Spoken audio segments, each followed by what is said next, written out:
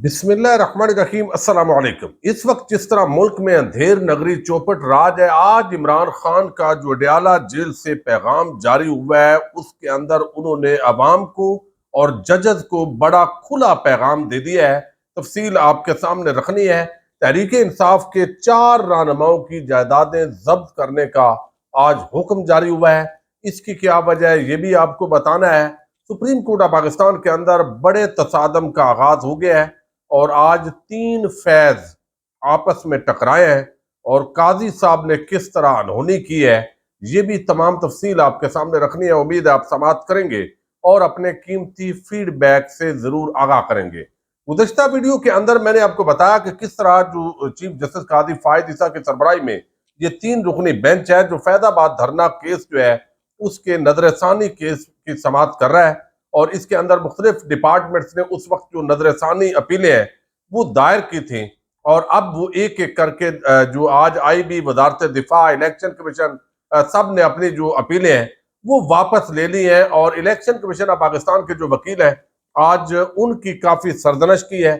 जो जजेस हैं उन्होंने। और इसके साथ ही जो चेयरमैन पैमरा है इस वक्त सलीम बेग साहब, और ये काफी अरसा चेयरमैन पैमरा रहे हैं, तो वो उनकी काफी सरदनश हुई है और उनको बड़ा काजी साहब ने कन्विंस किया। लेकिन वो कहते हैं कि जो वाकयात जो है वो जिस तरीके से पेश आए हैं अबसार आलम के साथ वो मेरे साथ नहीं आए। लेकिन काजी साहब ने जो असल में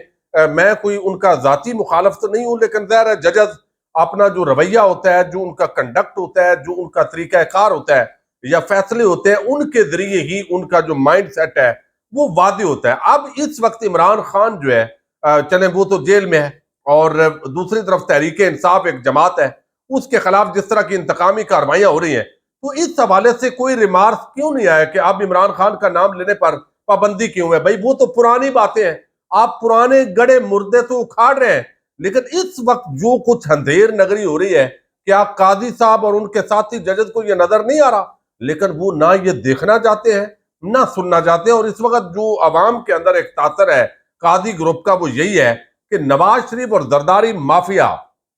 वो पाकिस्तान पर मुसल्लत हूं और इस के दरमियान जो भी चीज होगी जो भी होगा वो काजी साहब वो बर्दाश्त नहीं करेंगे। शायद यही तासर है। अब अबसार आलम साहब जो है उन्होंने आज एक झूठ बोला है, जो जिस तरीके से उन्होंने आज बयान किया कि मुझे हटवा दिया और ये सारा मलबा ज़ाहिर है उन्होंने एजेंसियों पे डाला, तो एजेंसी के खिलाफ कार्रवाई होनी चाहिए। जनरल फैज हमीद अब खुलकर इस वक्त फैजाबाद धरने का फैज यानी तहरीक लब्बैक और दूसरी तरफ जो है जनरल फैज हमीद और फिर काजी फायज, ये 3 फैज जो है इनके दरमियान आज पूरी जो समात है उसका खुलासा है। अबसार आलम ने जो तफसीलात दी है वो जनरल रिटायर फैज हमीद पर उन्होंने इल्जाम लगाया कि वो धमकी अमेज मुदाखलत करते रहे इसके लिए। लेकिन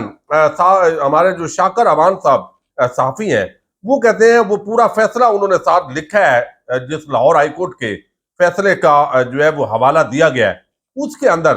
उन्होंने लिखा है कि अबसार आलम साहब आप आज सुप्रीम कोर्ट में गलत बयानी कर रहे हैं। आपको चेयरमैन पैमरा के ओहदे से हटाया गया, आपको हटाया नहीं गया बल्कि अबसार आलम साहब आपकी तकरीर लाहौर हाईकोर्ट के जस्टिस शाहिद करीम ने गैर कानूनी करार देते हुए कलअदम करार दी थी, क्योंकि नून लीग की हुकूमत ने आपकी कम तालीमी काबिलियत को देखते हुए भर्ती का इश्तिहार दोबारा जारी किया था। कम अज कम मुल्क की सबसे बड़ी अदालत के सामने झूठ तो ना बोले। अदालती फैसले की कापी जो है उन्होंने साथ चिस्पा की है जिसके अंदर बेसिकली BA क्वालिफिकेशन थी अबसार आलम की, लेकिन मास्टर डिग्री और जो 7 क्वालिफिकेशन है वो उसकी रिक्वायरमेंट थी। नून लीग हमेशा अपने वफादार साफियों को नवाजती है, जहां वो जिस तरीके से इरफान सदीकी हूँ, वो नजम सेठी हूँ, मुजीबुर रहमान शामी हूँ, या वो जो है अबसार आलम हूँ, या वो जो एक कासमी है, वो इस तरह के लोगों को हमेशा नवाजती है। और यही वजह है कि जब भी नवाज शरीफ या नून लीग मुश्किल में होती है तो ये उनके पूरी तरह मुख्तलिफ, इसी तरह ब्यूरोक्रेसी में जजेस में हर जगह स्टैब्लिशमेंट हो, नून लीग की पूरी कोशिश होती है कि वो इन मामलात के अंदर अपना जो असर और रसूख है वो कायम रखे। तो जब उन पर मुश्किल वक्त आता है तो ज़ाहिर है हमेशा वो बच जाते हैं और दुनिया हैरान रह जाती है। अब यहाँ पर भी जो है वो उनको जिस तरह बनाया गया अब हटाया गया है, तो अब ये उन्होंने एजेंसीज पे डाला है। ज़ाहिर है ये तो एजेंसीज जाने और उनके آج کل وہ سارے ایک ہی ہیں، تو لہذا ہمیں دفاع کرنے کی ضرورت نہیں ہے۔ دوسری طرف ظاہر ہے پاکستان کی جنسد ہے، تو پاکستان کی جنسد پر اگر سوالات اٹھیں گے تو یقیناً ہم کہیں گے کہ اداروں کو اور متعلقہ جو ادارے ہیں ان کو اپنی جو وضاحت ہے وہ جاری کرنی چاہیے، تاکہ وہ بھی ہم عوام کے سامنے آپ کا جو موقف ہے وہ بھی رکھ سکیں۔ اب دوسری طرف جو ہے قاضی صاحب نے سب کی سرزنش کی ہے، لیکن آپ اندازہ کر لیں کہ جو قاضی صاحب ہیں انہوں نے رول آف لا اور ساری باتیں کر کے ایک فیصلہ، اس وقت جو ججز ہیں وہ جسٹس سردار طارق مسعود، انہوں نے فیصلہ دیا، اور فیصلہ کیا تھا کہ جو ہائی کورٹس کہہ رہی ہیں کہ ناجائز مقدمات کے اندر بار بار لوگوں کو آپ ایک ایف آئی آر سے نکالتے ہیں، دوسرے میں گرفتار کر لیتے ہیں، ایک ضمانت ہوتی ہے، دوسرے ناجائز مقدمے میں گرفتار کر لیتے ہیں، تو جسٹس قاضی فائز عیسیٰ کے رائٹ ہینڈ جو طارق مسعود کا ایک فیصلہ ہے، اس کی وجہ سے اب کامران بنگش ان کو تیسرے چوتھے مقدمے میں گرفتار کر لیا گیا ہے۔ کوئی ہے پوچھنے والا؟ کیا ججز کو دماغ، آنکھیں، کان کوئی نہیں؟ کیا وہ ٹی وی نہیں دیکھتے؟ باقی ریمارکس تو دے لیتے ہیں، اس پہ ایک جملہ زبان سے کیوں ادا نہیں کرتے؟ تو بظاہر یہ سارا جو ہے وہ لگتا ہے کہ ایک عجیب قسم کا مکھ مکا ہے۔ تحریک لبیک پر بھی آج کافی گفتگو کی گئی ہے اس کے اندر، ان کی جو فنڈنگ ہے، فارن فنڈنگ، رجسٹریشن ان کی کیسے ہوئی، اب وہ سارا الیکشن کمیشن جو ہے اس پر بھی سوالات اٹھے ہیں، لیکن وہ نارمل سے سوالات اپنے کنٹیکسٹ کے اندر اٹھائے گئے۔ اب جو آج عمران خان کا پیغام جاری ہوا ہے وہ بڑا عام ہے، لیکن میرا خیال ہے پاکستانی ہضم ساری چیزیں کر جاتے ہیں ہم، لہذا یہ بھی ہضم ہو جائے گا۔ انہوں نے ججز کو بھی پیغام دیا ہے، وکلاء کو بھی اور عام پاکستانیوں کو بھی۔ جو اس وقت جو کچھ تماشا ہو رہا ہے، انہوں نے اہل خانہ کے ذریعے یہ پیغام جاری کیا گیا ہے، آفیشیل ویب سائٹ ہے تحریک انصاف کی، وہاں پر 31 اکتوبر 2023 کو اپنے اہل خانہ کے ذریعے پیغام بھجوایا ہے کہ عدلیہ اور وکلاء پر یہ مقدس ذمہ داری عائد ہوتی ہے کہ وہ اس دستور کے تحفظ کا فریضہ سر انجام دیں جس پر ہماری قومی ترقی کی بنیادیں استوار ہیں۔ لہذا لازم ہے کہ قانونی برادری پاکستان کے عوام کے حقوق، خصوصاً ان کے ووٹ کے بنیادی حق کے دفاع و تحفظ کے لیے ایک تحریک برپا کریں، تاکہ انہیں اپنی قیادت کے انتخاب کا موقع میسر آ سکے اور وہ اپنے ہاتھوں سے اپنے مستقبل کا فیصلہ کر سکیں۔ یہ ثانوی بات ہے کہ عوام کسے اپنی قیادت کے لیے منتخب کرتی ہے، مگر بنیادی معاملہ یہ ہے کہ انہیں اپنے نمائندوں کے انتخاب کا وہ بنیادی حق دیا جائے جو انہیں آئین فراہم کرتا ہے۔ اب مگر اس وقت بلا شبہ ایک دورائے پر کھڑا ہے پاکستان، اس وقت بلا شبہ ایک دورائے پر کھڑا ہے، یہ بڑا عام، وہ کہتے ہیں یہ وہ نازک موڑ ہے جہاں ہم اپنے نظام انصاف کو نہایت تیزی سے تباہی کے گھاٹ اترتے